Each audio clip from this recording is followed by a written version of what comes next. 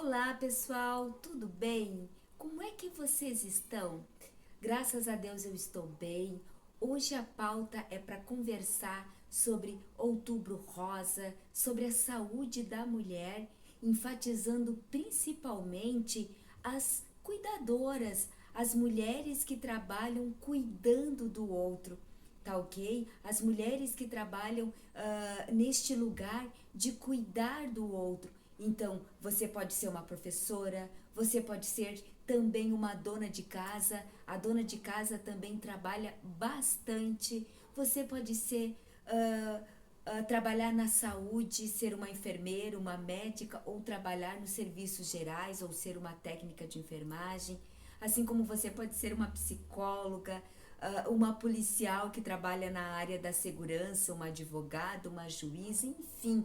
Eu gostaria de conversar com você que trabalha cuidando do outro e perguntar se você já fez o seu preventivo, se você este ano já fez o seu check-upzinho, se você conseguiu reservar um tempo para fazer os seus exames de rotina, o seu preventivo, a sua mamografia. Você já conseguiu reservar um tempinho para isso? Então, esta é a nossa pauta, esta é o convite desta conversa, o motivo dessa conversa, essa roda de conversa aqui que eu estou lhe convidando, pedindo para você reservar um espacinho do seu tempo para poder compartilhar algumas informações com vocês, tá ok? E reforçar a importância dos exames preventivos, tá ok? Para quem não me conhece, o meu nome é Ronice, eu sou psicóloga, sou psicoterapeuta de família e casal e venho trabalhando há algum tempo com famílias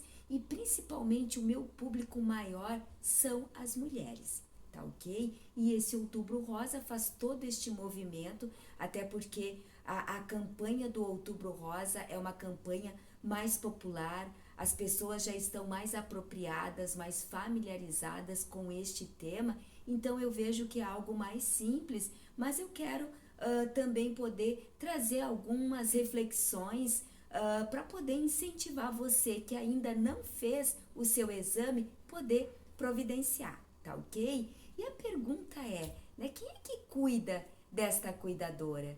Como é que esta cuidadora está se cuidando hoje? Tá ok? Você já parou para pensar sobre isso? Né? Quem é que cuida de você? Como é que você tem se cuidado? Tá? E assim, ó, pessoal, hoje em dia há muitos conteúdos, há muitos profissionais falando sobre a vida cotidiana das mulheres, a sobrecarga de várias funções, de vários papéis que as mulheres acabam exercendo, e com isto a mulher vem se tornando cada vez mais cansada, estressada, e muitas vezes a mulher encontra dificuldade de reservar esse tempo. Então eu vejo no meu dia a dia que as mulheres, as colegas, as pacientes que eu atendo, elas sabem desta informação, mas muitas vezes não conseguem colocar isto na sua lista de prioridade, tá? E aqui eu quero trazer um elemento que eu considero muito importante para essa nossa conversa, para esta nossa reflexão, que é o legado cultural que nós recebemos, pessoal, tá? A nossa herança, falar um pouquinho sobre o nosso genograma, tá ok? Porque nós não podemos simplesmente entender só como uma sobrecarga, uma falta de tempo, que isso interfere, é fato, né? Nós validamos essa questão, mas isso também tem muito a ver com a minha história familiar, com o meu contexto familiar, com o meu genograma, entendeu? E cada um tem o seu genograma, cada um tem a sua história, e é interessante você poder autoconhecer como é que as mulheres da sua família realizavam o autocuidado. Vocês já pararam para pensar sobre isso? Como é que a sua mãe, a sua avó, como é que essas mulheres se cuidavam? Tipo, na época da minha mãe, na época da minha avó, principalmente, que é de uma geração ainda anterior à minha mãe, não se falava em mamografia, não se falava em exames preventivos, tanto é que a minha avó paterna, ela morreu com câncer de útero, tá ok? E a minha mãe morreu de infarto, ela infartou. Então eu tenho essa predisposição genética na minha família, tá ok? E aqui, ó, pessoal, já que eu estou falando de genograma, este aqui, ó, é o meu genograma, tá ok? Né? Então, aqui em cima, essa primeira geração aqui, ó, é a geração da minha avó, a segunda geração é a geração da minha mãe, a terceira geração é a minha e a quarta geração é a geração da minha filha. Então, nessa minha árvore aqui, nesse meu genograma, eu já tenho esta informação, tá ok? E é importante eu saber dessa predisposição genética que eu tenho na minha família, né? Que é um autocuidado. Então, eu preciso entender a importância de poder também colocar como prioridade na minha rotina.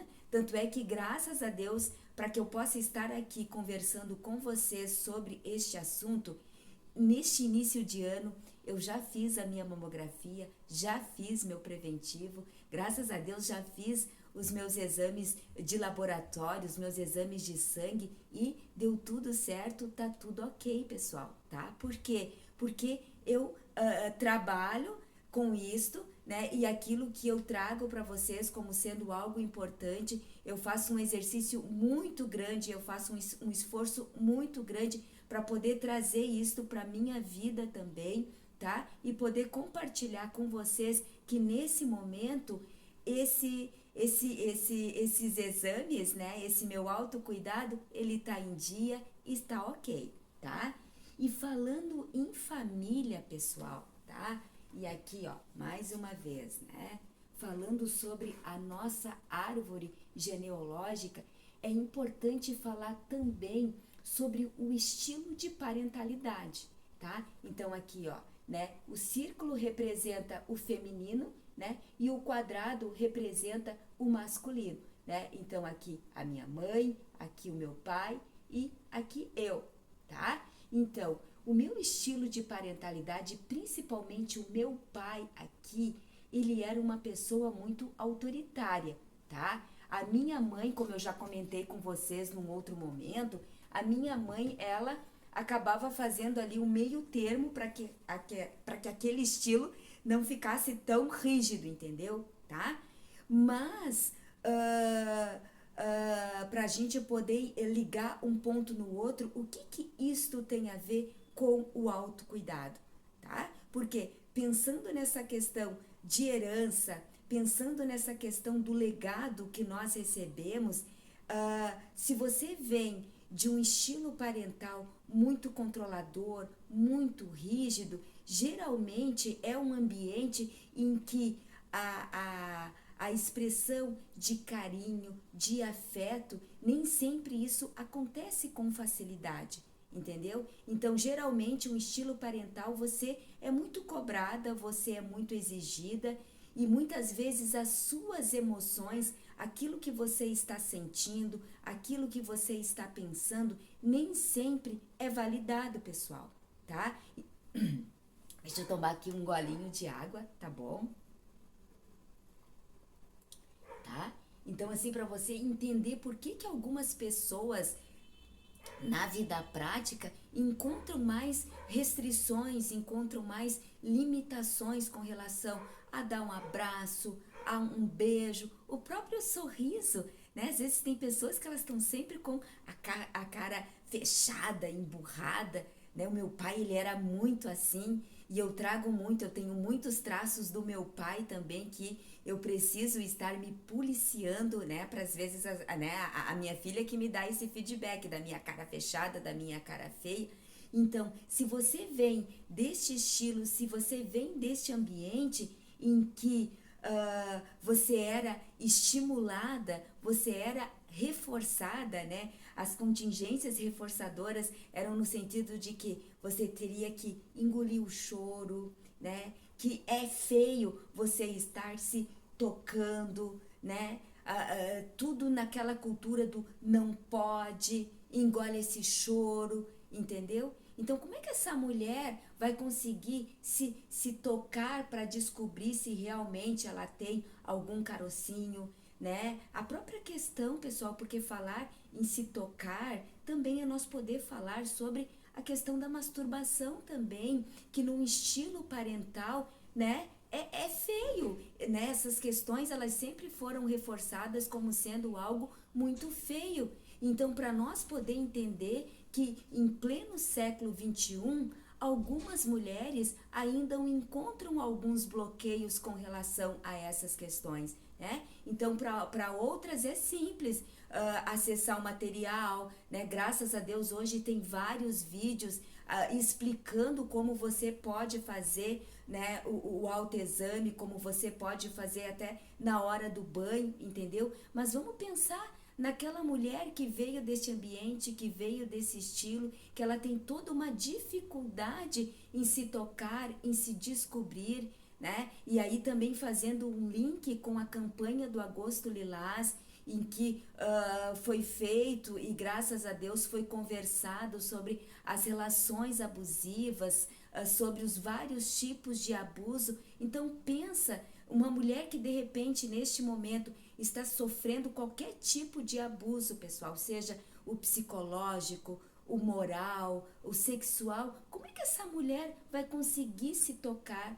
Como é que essa mulher vai conseguir fazer um autoexame, né? Provavelmente a autoestima dessa mulher, ela tende a estar muito baixa. E se essa mulher, né, está com uma autoestima muito baixa e de repente apresentando alguns sintomas de depressão, como é que ela vai se autotocar? Como é que ela vai se cuidar, pessoal? Tá? Então, esta é a provocação que eu quero fazer para vocês, né? Que vai além de simplesmente eu sentar aqui e dizer o que você tem que fazer, né? Que há vários conteúdos que falam sobre isso e eu considero super relevante vocês acessar esse tipo de conteúdo, mas eu entendo, né, que o meu propósito aqui é fazer, provocar essa autoconsciência para você poder conhecer, entender por que você sabe de toda, né? Você tem todos os passos, você sabe tudo que é necessário para o seu bem-estar, para a sua saúde mental, para a sua qualidade de vida e na vida prática você não consegue colocar isso em prática, tá, pessoal? Por quê? Porque não é tão simples, tá? Então, por isso que nós precisamos voltar na nossa árvorezinha, nós precisamos conhecer, autoconhecer as gerações que nos antecederam para nós poder ligar um ponto no outro e poder buscar ajuda. Tá ok? Se você tem facilidade, né? E se você está com seus exames em dia, parabéns, beleza, pessoal, tá? Mas se você ainda, né, não conseguiu este ano, ou faz tempo que você não faz um preventivo, ou faz tempo que você não faz a sua mamografia, então tá aqui esta campanha, tá? Para fazer, trazer ao seu nível de consciência e principalmente as profissionais que correm tanto, que trabalham tanto, né, e que se preocupam tanto com os seus filhos, com os seus pacientes, com os seus alunos, que estão sempre envolvidas nesse cuidado com o outro. Então, reserve um tempinho para você. Então, essa sim é uma dica de ouro. Essa é uma dica muito importante que eu deixo aqui para você que ainda não conseguiu realizar o seu autoexame, tá ok, pessoal? Por quê? Porque isso tem tudo a ver com a sua autoestima, com o seu autocuidado. Você, né, se a sua mãe ainda está viva, que ainda não é o caso da minha, conversa com ela sobre isso, né? Conversa para saber como é que era lá na época dela, como é que era a história da sua avó, entendeu? né? E graças a Deus eu tendo essa predisposição genética, como eu já compartilhei anteriormente com vocês, os meus exames estão ok, tá? Tá ok, pessoal, tá? Para nós poder fazer a diferença e principalmente eu quero conversar com você, mãe, né? Que é mãe de menina, principalmente as mães de menina, tá? Para nós poder também interromper este ciclo e quebrando alguns tabus que em pleno século XXI estes tabus ainda predominam, tá ok? Então para nós, né, para esta futura geração, para que as nossas filhas realmente possam fazer a diferença, vai depender de nós, entendeu? Né, de nós poder colocar isto em prática, né? É claro que você tem o seu tempo, você tem o seu ritmo, mas entender que é algo importante, tá ok? E aqui é a campanha, é o movimento que eu estou fazendo e lhe convidando para fazer esta campanha, este movimento comigo, tá ok? Então, se você considera este conteúdo importante, se você considera que você pode, de repente, compartilhar com alguém, marcar alguém, tá ok? Para nós poder fazer a diferença e poder ir interrompendo este ciclo e construindo uma nova história, tá? Para que as nossas filhas possam perpetuar um novo legado, tá ok? Porque uma herança cultural, ela é forte, né? São questões que a gente não se desconstrói ou muda da noite para o dia. E o primeiro passo é nós poder trabalhar com a autoconsciência e saber que esta geração, esta futura geração de jovens, de mulheres adultas, ela está sendo preparada por nós. Então, olha só a nossa responsabilidade, tá ok? Até mais, até breve.